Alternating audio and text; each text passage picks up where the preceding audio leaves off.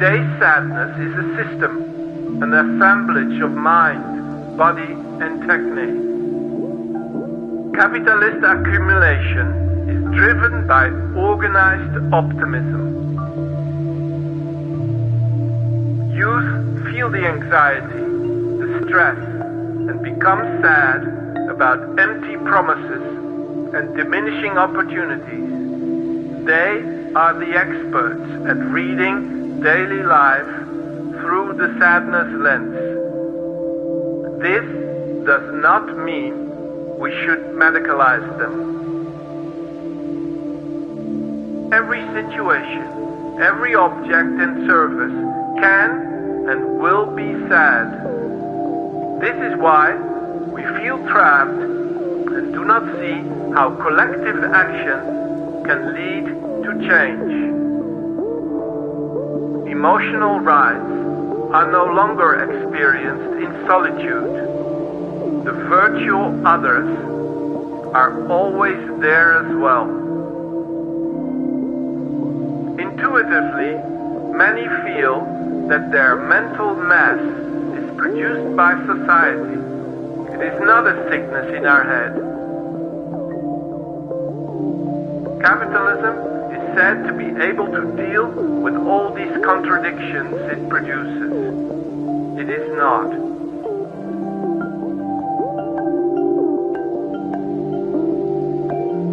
Predictable continuity is not just elitist, it's escapist.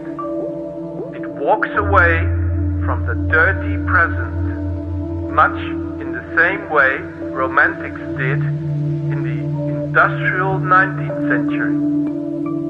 How do we comfort the disturbed? Not by taking their phone away. What can we do that's liberating and prevents moralism? This is not about natural or artificial worlds, cutting straight through the postmodern lingo. The social is very real, messy, ugly, sexy, and boring for most of the time.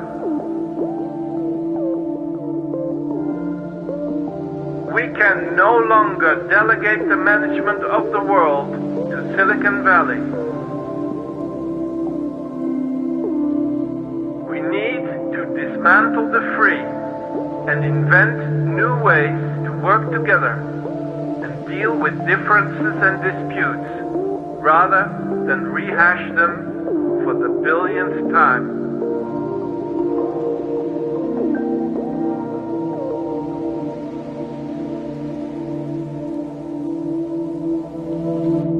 Let's hope the content is halfway cool.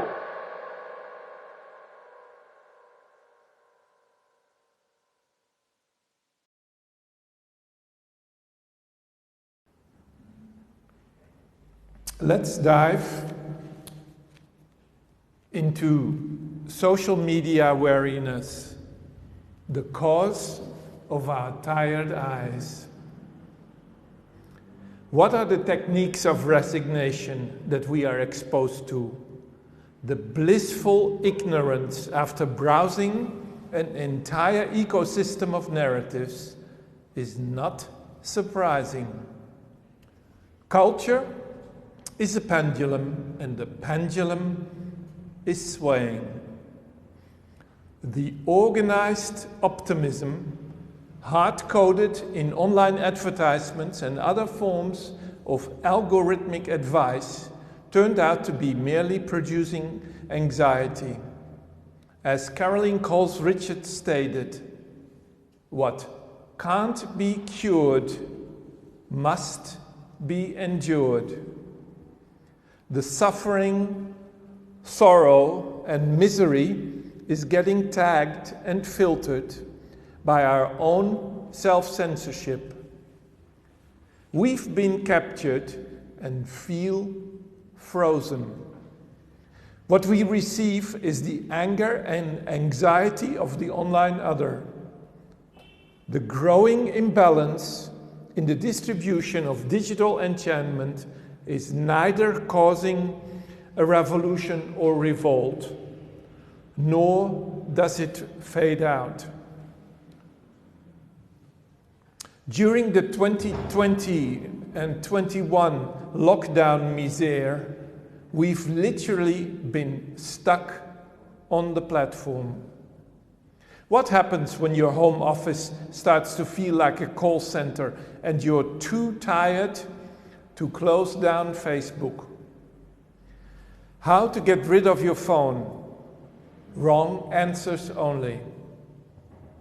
We wanted to move on and use the pandemic as a reset, but failed. The comfort of the same old proved too strong. Instead of a radical techno-imagination that is focused on the rollout of alternatives, we got distracted by fake news, cancel culture, and cyber warfare. Condemned to doom scrolling, we suffer from an oversaturation of cringe memes, conspiracy theories, and never-ending barrage of COVID factoids and stats, including conflicting interpretations and senseless comments. Random is fun. In my chronicles, we're staying with the trouble called internet and continue to dig deeper here into the current stagnation phase, while also asking how to unstuck and de-platform the platforms. As you and I are not able to resolve platform dependency, we remain glued to the same old channels, furious at others about our own inability to change. Stuck on the platform, thus, here, start with a confession, much like step 1 from the Alcoholics Anonymous 12-step program. And I quote, "We admitted we were powerless, that our lives had become unmanageable."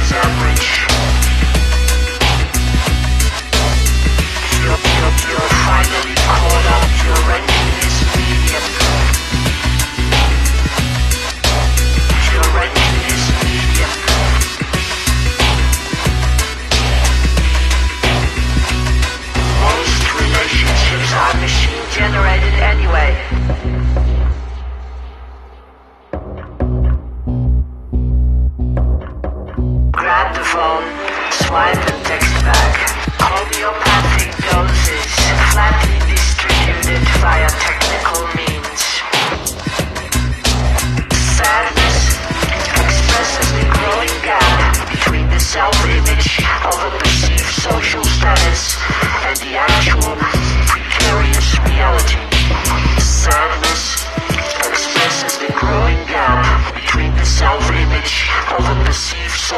status and the actual overloaded awareness.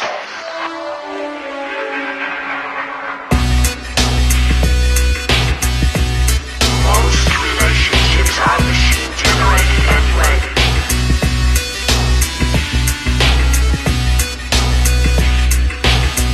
Your ranking is low.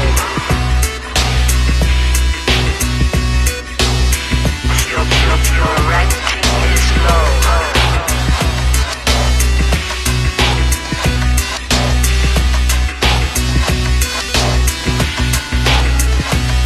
Most relationships are machine generated anyway.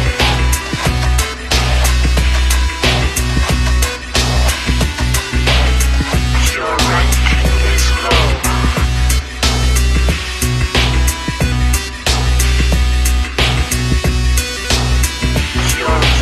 Your ranking is low.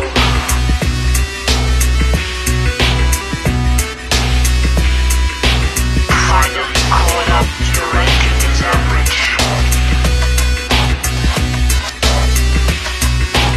Finally caught up, your ranking is medium. Your ranking is medium. Your ranking is average. Your ranking is low.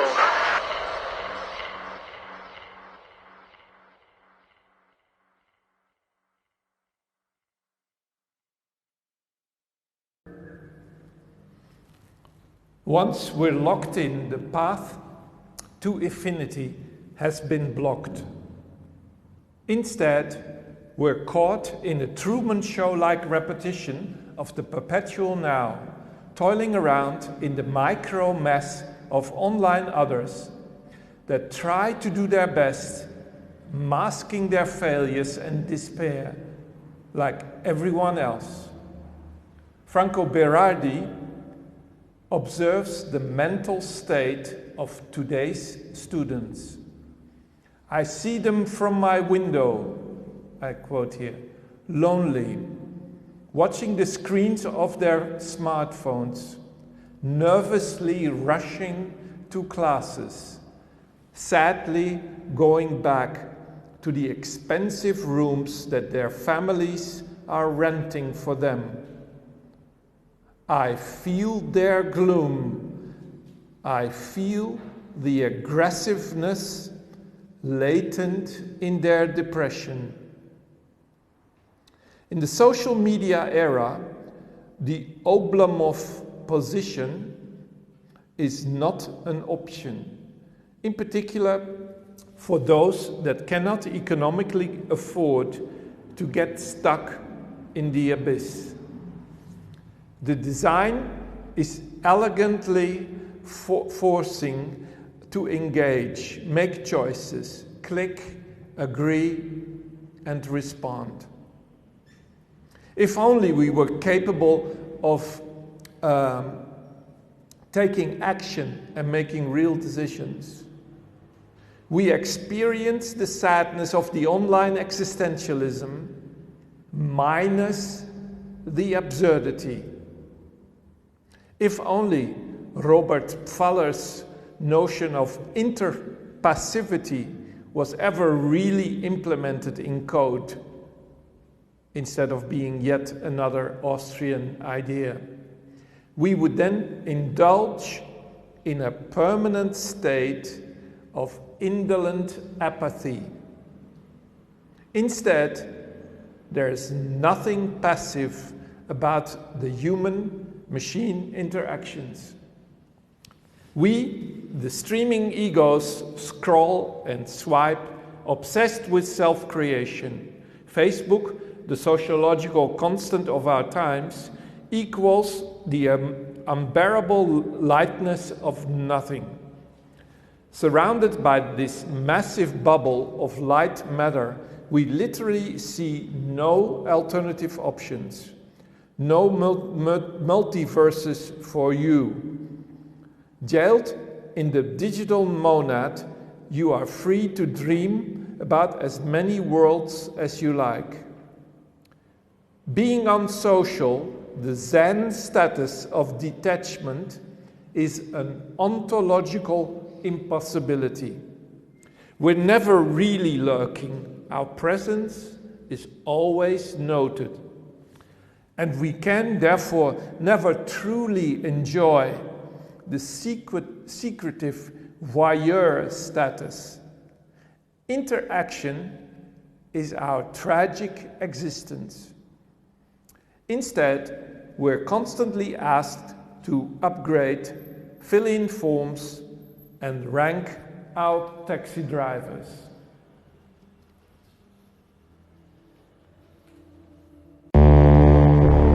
You recognize total strangers on the street because you saw them on your friend's page.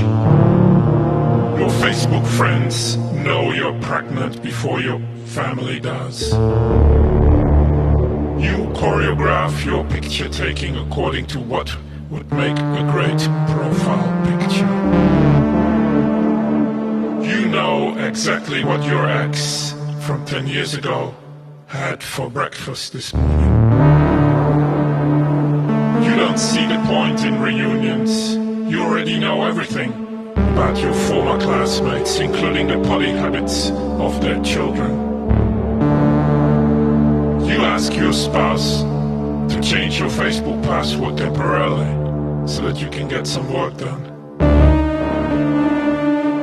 You break up with your girlfriend by changing your relationship status to single. Ouch. If you want to know the results of a Heat game, Marlins game, or presidential election, you check everyone's status updates. You didn't get that great job because your would-be employer saw photos of you doing yellow shots while topless.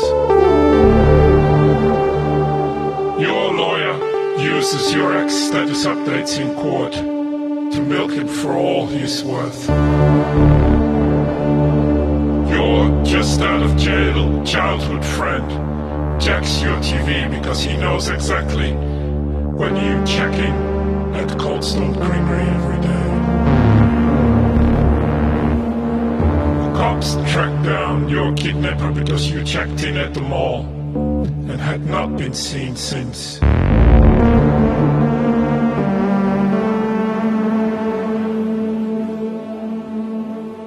You've threatened at least once to end a 20 years friendship over the posting of a picture. Your sister's friend, ex-boyfriend, says he liked your wedding dress.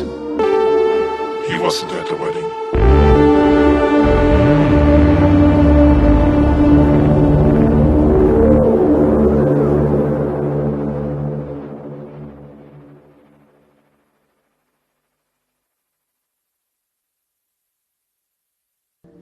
Let's dive into social media weariness, the cause of our tired eyes.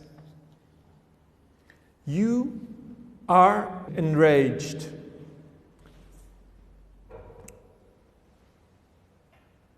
Feel engaged, but still retreat in your safe rabbit hole. When you're feeling tired and nothing seems helpful, you've reached the end of the downward spiral.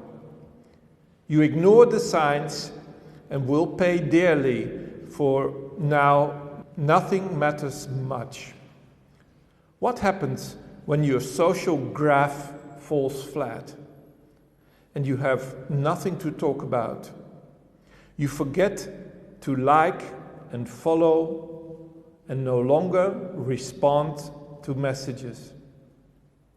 The networks around you collapse, but you feel incapable to act. Is this the joy of missing out? The epic shit of others no longer impresses. The perfectionism has killed you, and now you are face to face with an empty bucket list. ducking tired, bored with Reddit, Facebook and Insta, and nowhere else to go, it's damned sure you've lost interest in everything you were once passionate about. In his 10 arguments for deleting your social media accounts right now, Jaron Lanier asks, I quote, "Why do so many favorite tweets end with the word sad?" He associates the word sad with a lack of real connections.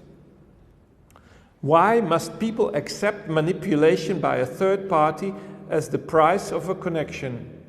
He asks. According to Lanier, sadness appears in response to, I quote, unreasonable standards for beauty or social status or vulnerability to trolls. Google and Facebook know how to utilize emotions more readily, leading to the new system-wide goal: find personalized ways to make you feel bad. There's no single way to make everybody unhappy. Compared to others, your ranking is low, and this makes you sad.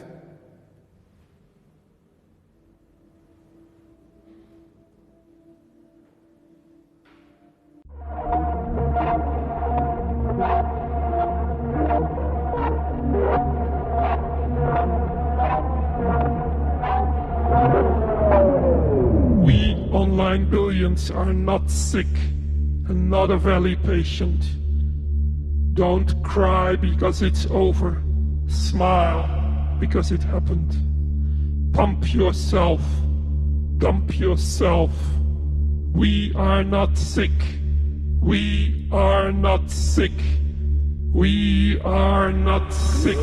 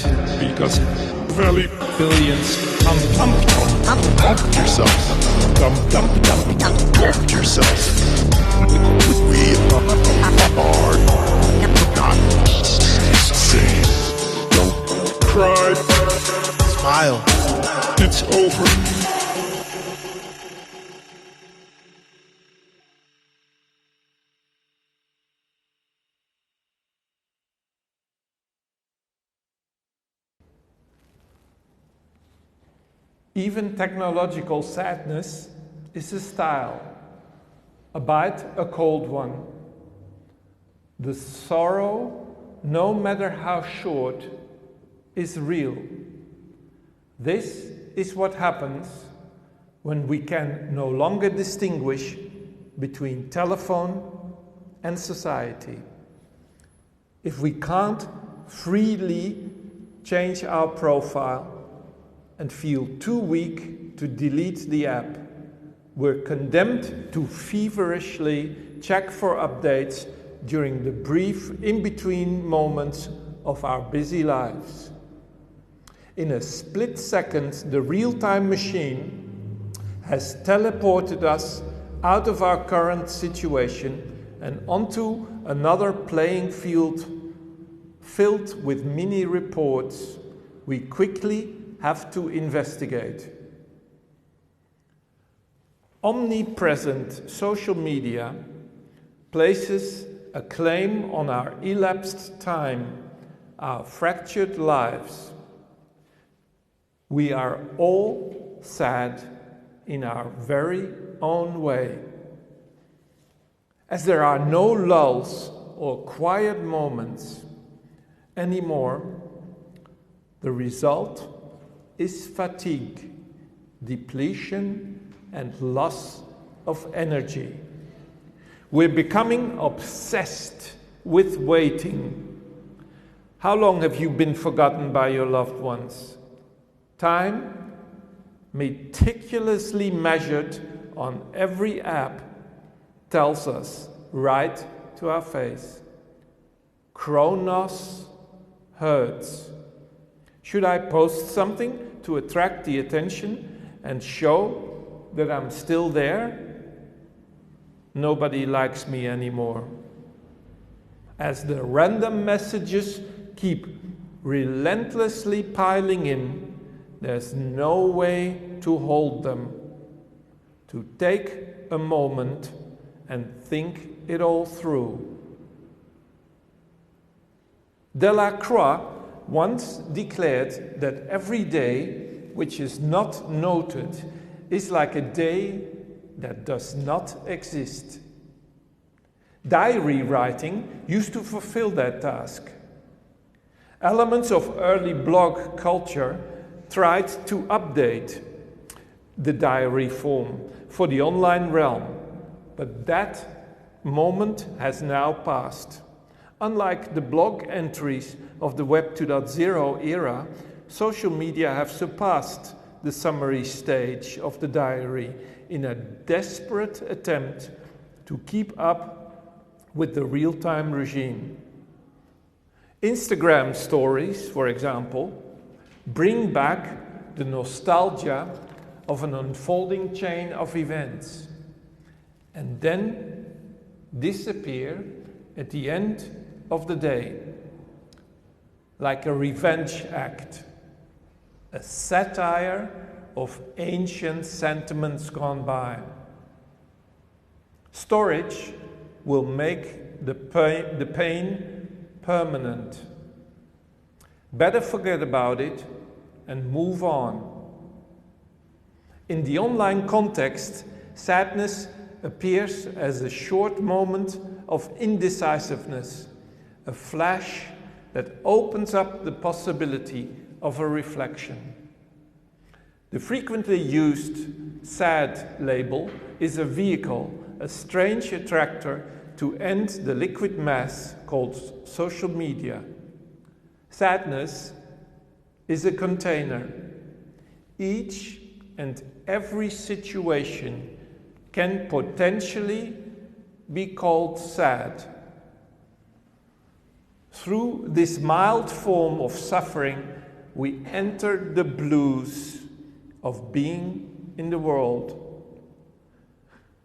When something is sad, things around it become gray. You trust the machine because you feel you're in control of it. You want to go from zero to hero. But then your propped up ego implodes, and the failure of self-esteem becomes apparent again. The price of self-control in an age of instant gratification is high.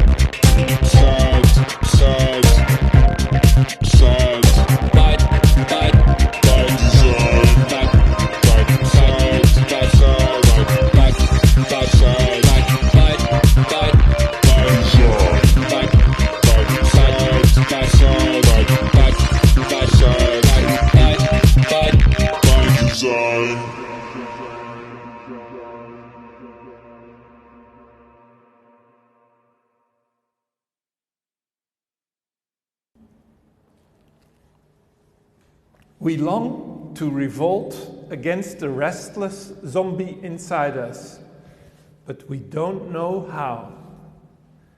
Our psychic armor is thin and eroded from within, open to behavioral modifications. Sadness arises at the point we're exhausted by the online world.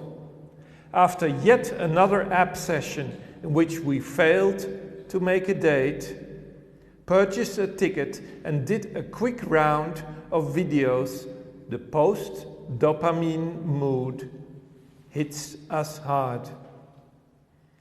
The sheer busyness and self-importance of the world makes you feel joyless. After a dive into the network, we're drained and feel socially awkward. The swiping finger is tired and we have to stop. We should be careful to distinguish sadness from anomalies such as suicide, depression, and burnout. Everything and everyone can be called sad, but not everyone is depressed. Much like boredom, sadness is not a medical condition. Though never say never, because everything can be turned into one. No matter how brief and mild, sadness is the default state of the online billions. Its original intensity gets dissipated. It seeks out, becoming a general atmosphere, a chronic background condition. Occasionally, for a moment, we feel the loss. A seething rage emerges. After checking for the 10th time what somebody said on Instagram, the pain of the social makes us feel miserable, and we put the phone away. Am I suffering from the phantom vibration symptom? Wouldn't it be nice if we were offline? Why is life so tragic? He blocked me. At night, you read through the thread again. Do we need to quit again? To go cold turkey again? Others are supposed to move us, arouse us, and yet we don't feel anything anymore. The heart is frozen.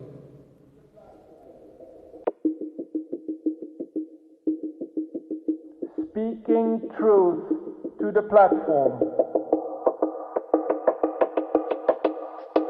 Speaking truth to the platform.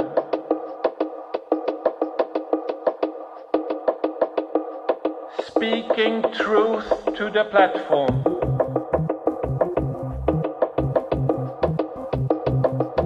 Great minds discuss ideas. Mediocre minds discuss events. Small minds discuss people. Premium mediocre minds discuss Bitcoin.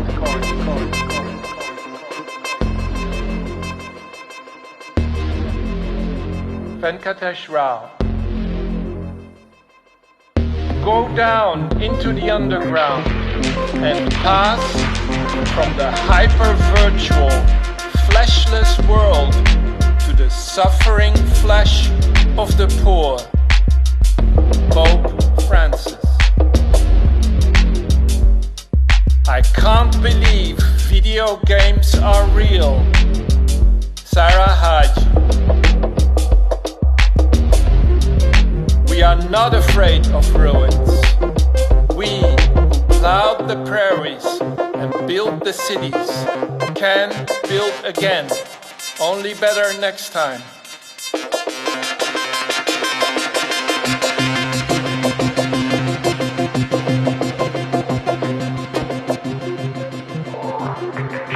We carry a new world here in our hearts.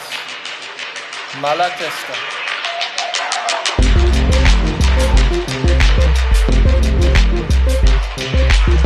Anyway, it's always the others who die. Marcel Duchamp.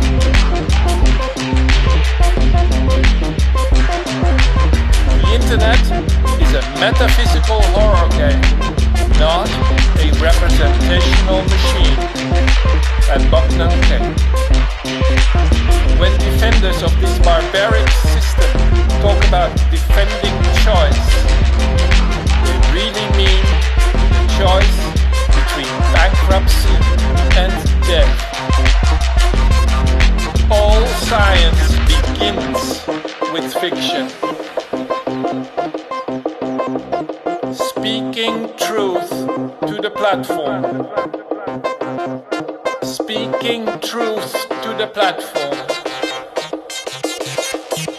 Speaking truth to the platform. You read one email, you read them all. Andrew Weatherhead. I thought the dystopic future would be more exciting, and so sad today. Every time I think I've sorted out my life, capitalism collapses. Juliet. Once I was mine, now I am theirs. Susanna's book. All this time I thought I was a nomad. Now I'm just a runaway. Sybil Prentice. Recession is when your neighbor loses their job. Depression is when you lose yours. Nicholas Lepin. Internet is the god that failed. Bjorn Schaef. Bring up irrelevant issues as frequently as possible. CIA manual. We're not bored, we're boring. Snapchat saying.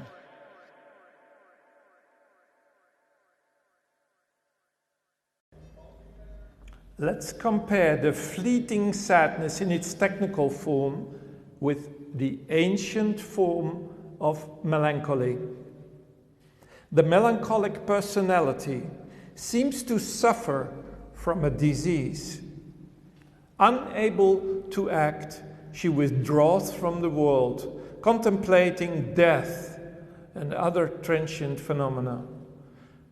While some read this condition as depression and boredom, others reframe the lazy passivity as a creative strategy, waiting for inspiration to strike.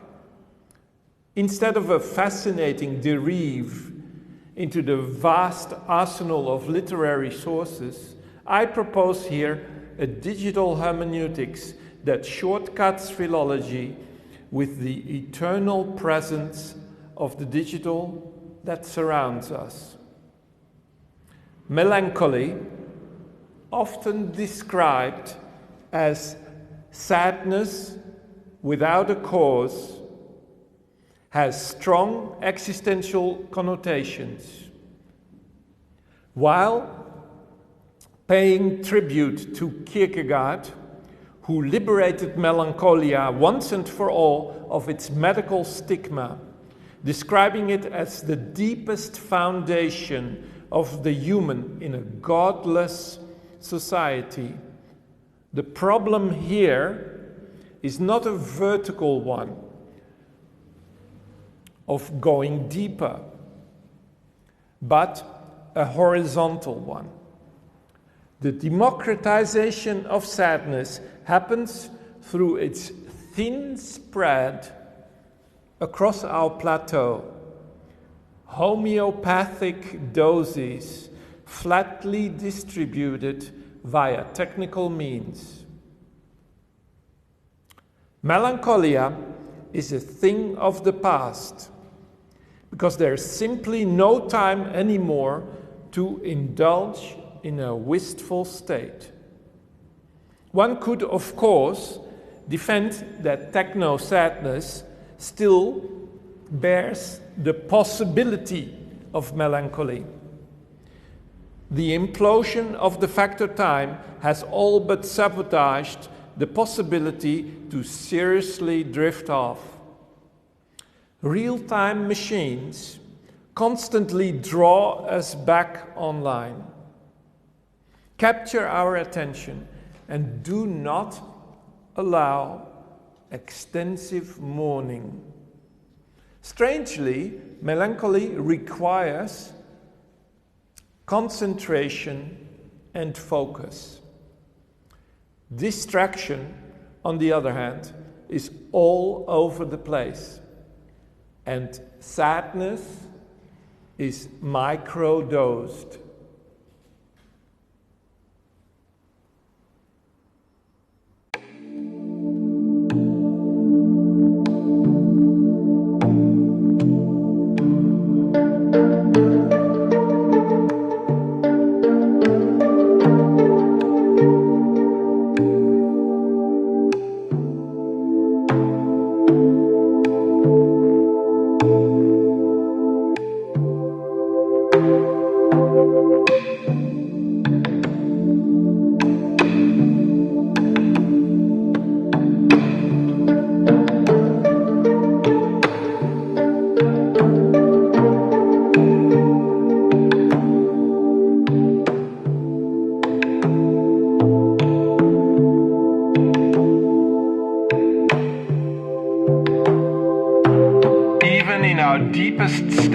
Solitude, we're surrounded by online others that babble on and on, demanding our attention.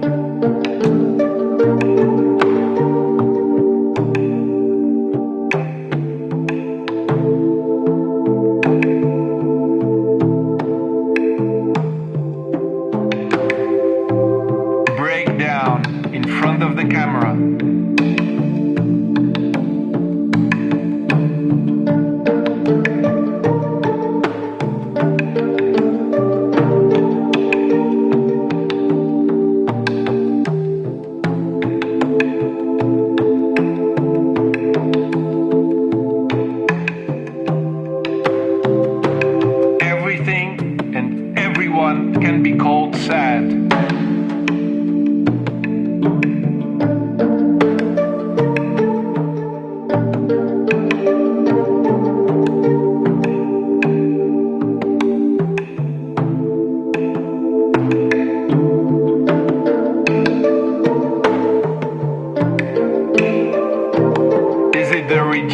I'm worried about.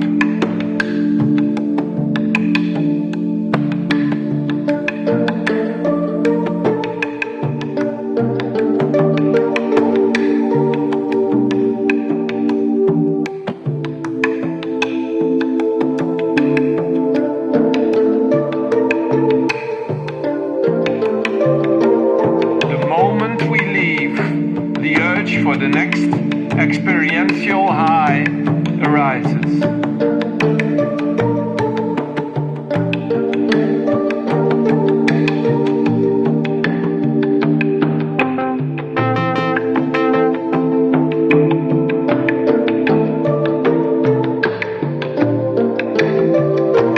Construct the links for us.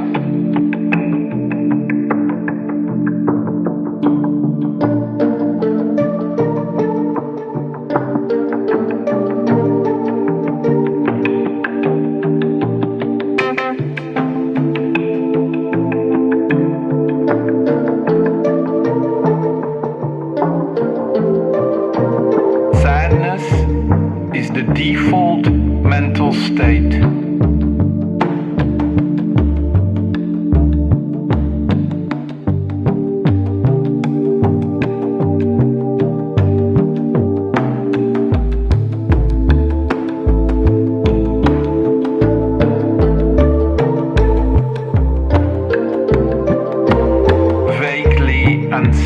inside.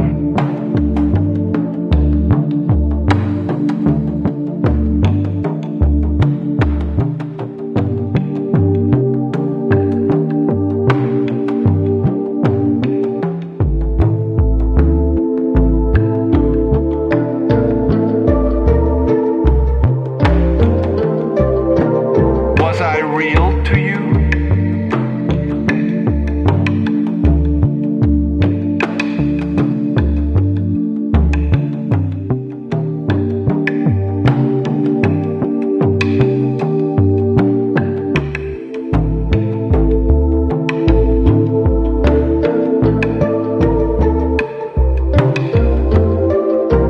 But what's this message that just got in?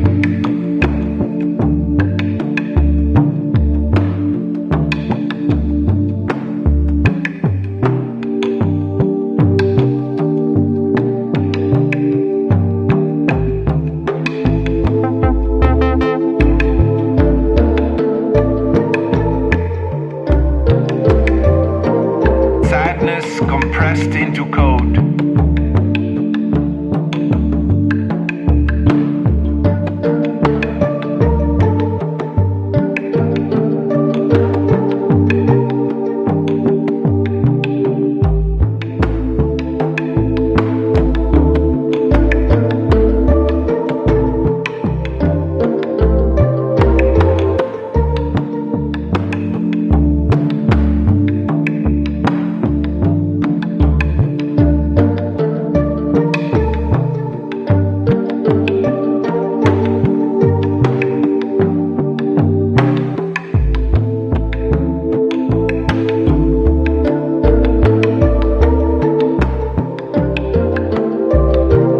Willingness to publicly perform your mental health is a viable strategy in our attention economy.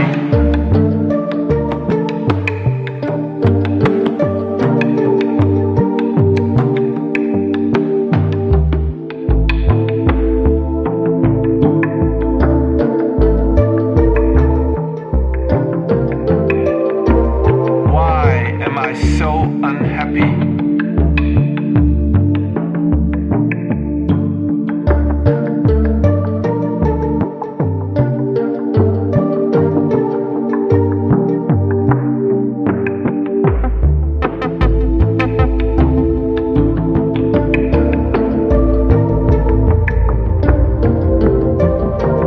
Put the phone away.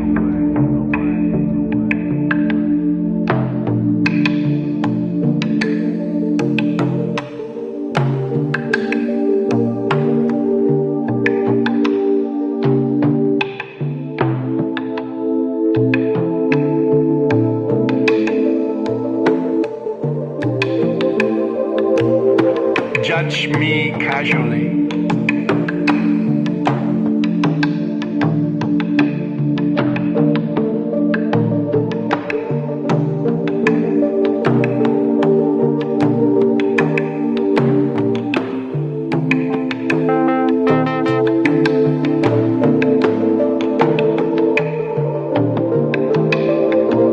Every day which is not noted is like a day that does not exist.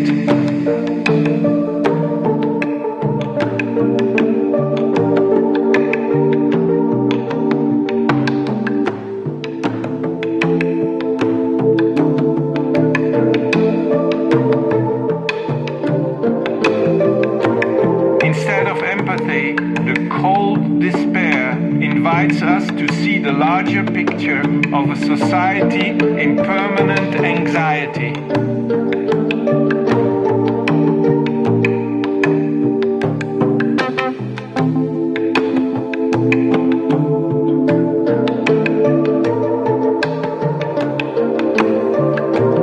You keep opening the app.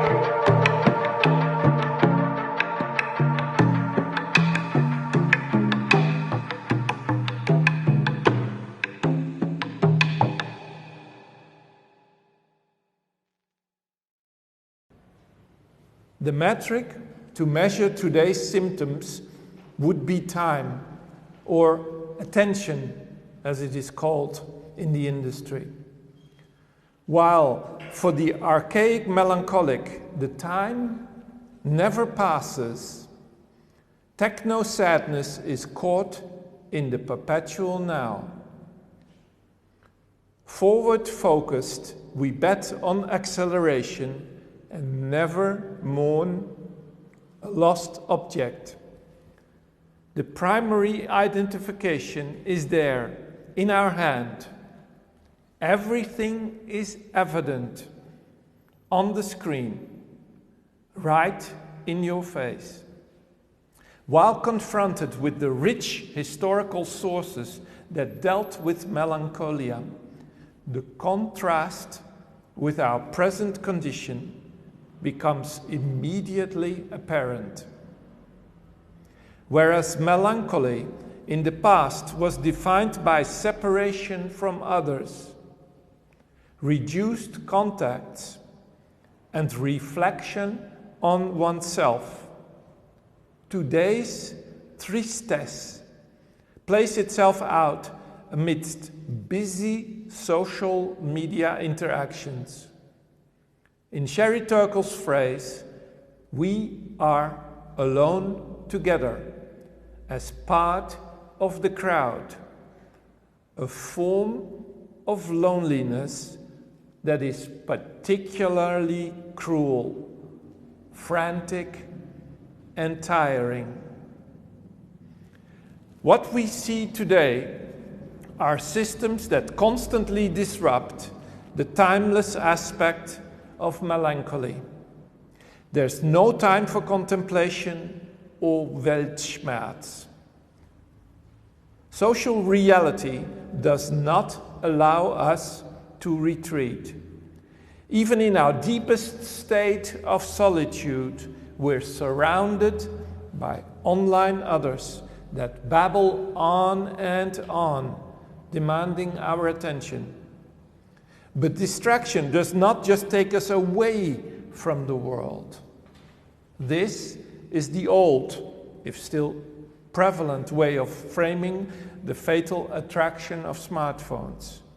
No, distraction does not pull us away, but instead draws us back into the social. Social reality is the magic realm where we belong. That's where the tribes gather, and that's the place to be, on top of the world. Social relations in real life have lost their supremacy. The idea of going back to the village mentality of the place formerly known as real life is daunting indeed. How can we redesign the social in such a way that it will become impossible or even unthinkable for trolls and bots that try to permanently disrupt our thinking and behavior to occur? We cannot spend all time and energy to reinvent the social without taking freedom into account. Not the freedom as defined by right-wing libertarians, but freedom as Hannah Arendt and Isaac Berlin speak about. This is not just freedom from addictive and manipulative software. Can we rethink bots and algorithms in such a way that they become pets or toys, tools that work for us, instead of invisible, oppressive systems that try to deceive and educate us? Technological freedom means the ability to take them aside, to turn them off. We long for tools that assist us instead of colonizing our inner lives behind our backs. Our sadness will not be overcome with anger. Thank you very much.